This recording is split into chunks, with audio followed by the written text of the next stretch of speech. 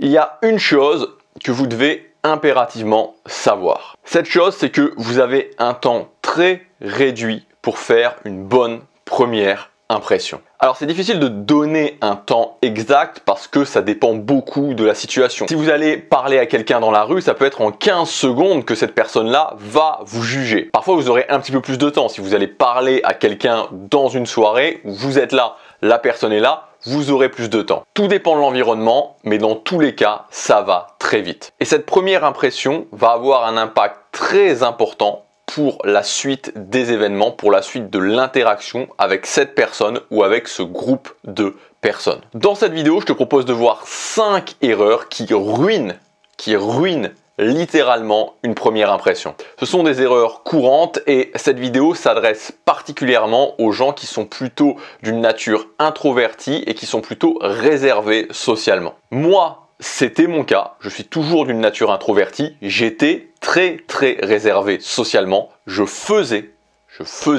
ces erreurs. Et tu vas voir qu'en éliminant ces erreurs, ta capacité à faire une bonne première impression va décoller. Alors avant d'aller plus loin, je voudrais simplement, parce que c'est toujours important de comprendre pourquoi, t'expliquer pourquoi c'est potentiellement un gros problème pour ta vie sociale de ne pas faire une bonne première impression. Et surtout aussi de voir comment une bonne première impression va te permettre d'améliorer ta vie sociale d'une façon littéralement exponentielle. Quand tu rencontres une nouvelle personne ou un nouveau groupe de personnes, très rapidement, c'est même la première chose que les gens vont chercher à faire, ils vont chercher à t'évaluer. Et ensuite, quand c'est fait, c'est loqué, c'est cadenassé. C'est-à-dire que tu auras très peu de chances de changer les choses, de changer cette façon dont ils t'ont évalué. Par exemple, pendant toute ma scolarité, quand j'arrivais chaque année dans une nouvelle classe, je restais dans mon coin, je ne parlais à personne. Et du coup, les gens m'évaluaient comme le timide, comme la personne asociale, voire comme le loser qu'on peut ne pas respecter pour les personnalités les plus agressives. Et du coup, je te laisse imaginer à quoi ressemblait mon année, à quoi ressemblaient mes années pendant ma scolarité. J'avais cette image qui me suivait et parfois ça me suivait pendant 2 ans, parfois même pendant 3 ans quand je restais avec la même classe. Mais un jour j'ai eu une révélation. C'était juste avant mon année de terminale. Je m'en souviens, j'en avais tellement marre, tu vois, mais tellement marre d'être vu comme le loser, d'être vu comme l'asocial, d'avoir cette image qui me collait à la peau que je me suis dit ok, je vais changer. J'en ai trop marre, cette année, je vais changer. Et tu vois, c'est un petit peu touchant quand j'y repense, c'est-à-dire que fin août, j'avais fait un plan pour les 2 premières semaines de l'année. Je me suis dit, ok, je vais faire un plan et ce plan va permettre aux gens d'avoir une nouvelle image de moi. Donc j'avais noté des choses et par exemple, dans ce plan, sur les 2 premières semaines, il y avait le fait que chaque matin, quand j'arrivais en classe, j'allais dire bonjour à tous les gens qui attendaient pour rentrer dans la classe. Tu vois, quand j'arrivais au lycée, il y avait des gens, alors pas toute la classe, mais une partie de la classe qui était là, qui attendait déjà et je m'étais dit, ok, pendant les 2 premières semaines, chaque jour, chaque matin, je vais aller dire bonjour à tout le monde. Et donc, j'ai suivi ce plan. J'ai aussi eu un coup du destin parce qu'en terminale, on m'a changé de classe. Donc, c'était des nouvelles personnes qui ne me connaissaient pas. Et cette année de terminale a été totalement différente. Je peux le dire, j'ai passé la meilleure année de toute ma scolarité. Ce que je veux t'expliquer ici, c'est qu'il y a un trésor. Un véritable trésor. Le trésor, c'est l'effet démultiplicateur de la première impression. Sur un temps extrêmement réduit, tu peux complètement changer ta vie sociale. C'est ça qui est absolument fou. Tu arrives dans une soirée, tu travailles sur la première impression pendant 30 minutes, toute ta soirée va être différente. Tu arrives dans un lieu de vacances avec par exemple des amis d'amis, tu travailles sur la première journée pour faire une bonne première impression, les 15 jours ou les 3 semaines de vacances vont être complètement différentes. Tu arrives dans un nouveau boulot, tu travailles sur les 2 premières semaines pour faire une bonne première impression, c'est peut-être les 10 prochaines années de ta vie qui vont être complètement différentes. Sur un temps très réduit, je peux changer les résultats dans ma vie sociale sur le moyen, sur le très long terme. Alors avant d'aller plus loin et de rentrer concrètement dans les erreurs, je voudrais juste te dire que ce concept repose sur une fondation des dynamiques sociales. Alors je ne vais pas te l'expliquer dans cette vidéo parce que tout simplement hier j'ai fait une vidéo qui s'appelait comment changer sa vie sociale en 9 minutes et dans cette vidéo je t'explique ce concept. Donc si tu veux en savoir plus sur ce concept, sur cette fondation des dynamiques sociales qui explique concrètement l'effet que je viens de t'indiquer, je mettrai un lien vers cette vidéo dans la description. Maintenant je te propose de voir ces 5 erreurs qui plombent littéralement tes potentielles bonnes premières impressions. Alors évidemment, je te parle des erreurs, c'est le côté face de la pièce, mais il y a aussi le côté pile, c'est-à-dire que les erreurs, si on les retourne, ça peut être des choses à faire. Si j'inverse ces erreurs et que je fais ce qu'il faut faire, ça me donne des actions à prendre. Première erreur, rester dans son coin, ne pas parler aux autres. C'est sûrement l'erreur la plus lourde quand tu veux faire une bonne première impression, quand tu arrives dans un nouveau groupe, quand tu arrives dans une soirée, une nouvelle activité, un lieu de vacances avec des amis d'amis. C'est la plus grosse erreur, l'erreur la plus importante que tu puisses faire. Parce que à la seconde où les gens vont t'évaluer comme personne non sociable ou très réservée socialement, ça sera très compliqué de faire une bonne première impression et l'impression que tu feras sera forcément teintée de négatif. Alors oui, je sais, c'est très chiant. Surtout si tu es comme moi, surtout si tu es quelqu'un d'assez introverti. Mais c'est comme ça. C'est comme ça que ça se passe. Tu peux regarder autour de toi et tu peux voir les gens qui restent dans leur coin ou qui ne parlent pas aux autres, l'impression qu'ils font. Alors ce qu'il faut bien comprendre, c'est qu'on ne te demande pas d'être une pipelette, on ne te demande pas d'être la personne qui parle et qui parle et qui parle et qui parle et qui parle et qui parle. Non, on ne te demande pas du tout ça. Mais on te demande que la case sociabilité soit cochée. Deuxième erreur, un bas niveau d'enthousiasme, un bas niveau d'énergie. Là encore, et c'est valable pour tout le monde, on n'a pas envie d'être avec des gens qui ont un bas niveau d'enthousiasme. On n'a pas envie d'être avec des gens qui ont un bas niveau d'énergie. Donc il faut toujours essayer d'être la personne qui est, par rapport au niveau d'énergie général du cadre dans lequel tu te trouves, l'une des personnes qui a un niveau d'énergie un peu plus élevé que la moyenne. Et évidemment, encore une fois, ça pose des problèmes pour nous, les introvertis. Donc je voudrais te donner quelques solutions par rapport à ça. La première chose, c'est évidemment de bien gérer ton niveau d'énergie physique. Parce que pour nous, introvertis, faire ça, ça nous demande d'être en forme. Si on est fatigué, on ne va pas y arriver. Deuxièmement, s'entraîner à le faire. C'est une compétence que tu dois petit à petit développer. Exactement, en fait, c'est exactement si tu veux, et peut-être que si tu fais pas de vidéo, si tu n'es pas créateur de contenu, tu sais pas ce que je veux dire, mais si tu es créateur de contenu, tu le sais. Tu vois, moi par exemple, j'ai en général un niveau d'énergie assez bas parce que je suis très introverti et que ça me convient bien. Mais t'imagines que si je fais des vidéos avec un niveau d'énergie très bas, ça va pas fonctionner. Et donc, à force de m'entraîner à faire des vidéos, maintenant, avant de commencer une vidéo, voilà, je me mets en mode on. C'est comme, voilà, je me mets en mode niveau d'énergie beaucoup plus élevé que je suis habituellement. Et c'est exactement la même chose qu'il faut faire quand tu es dans un environnement social. Troisième conseil pour ça, réduire la durée, le faire moins. Par exemple, je reprends l'exemple des vidéos, je ne pourrais pas faire des vidéos comme ça toute la journée. Voilà, je fais en général une vidéo, 2 vidéos maximum par jour. Je ne peux pas faire des vidéos comme ça toute la journée, sinon je suis complètement cramé. C'est la même chose au niveau du social. Donc par exemple, si tu es au travail, essaie d'être actif et d'avoir un haut niveau d'énergie pendant la pause de 10 heures, par exemple, pendant la pause café, et puis au déjeuner à midi, reste plutôt dans ton bureau, manger tout seul. Et enfin, dernier conseil, évite les enfers à introvertis. C'est quoi les enfers à introvertis? C'est tout simplement les cadres où il y a un niveau d'énergie extrêmement élevé. Exemple le plus frappant, exemple le plus concret par rapport à ça, les boîtes de nuit.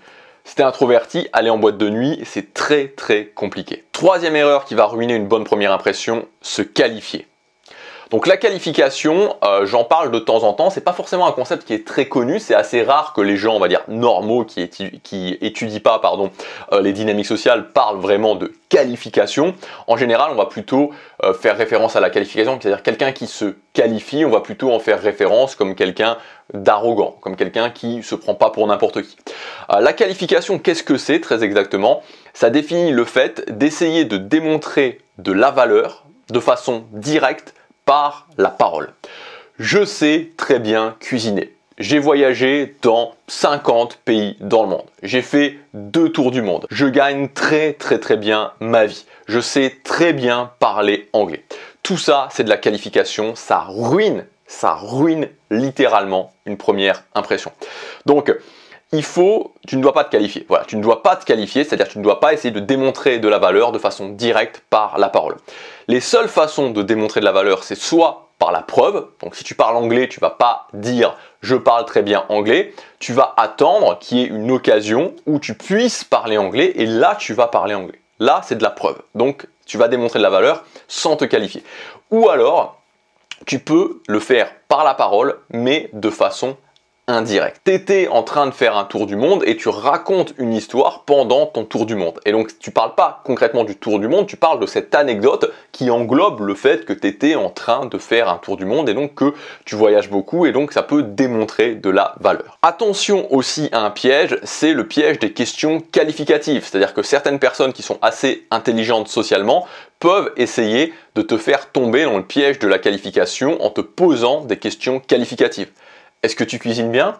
Est-ce que tu fais du sport? Est-ce que tu parles anglais? Ça, c'est un piège. C'est une question qualificative. Si tu dis oui, je fais du sport, oui, je cuisine bien, oui, je parle anglais, piège, tu te qualifies. Et dès que tu te qualifies par rapport à quelqu'un, tu baisses ta valeur, tu fais monter sa valeur parce que tu le mets plutôt dans la position du juge, de l'examinateur. Donc les questions qualificatives, comment tu peux les dévier? Tout simplement en donnant un sentiment par rapport à la question. En ne répondant pas à la question, mais en donnant simplement un sentiment.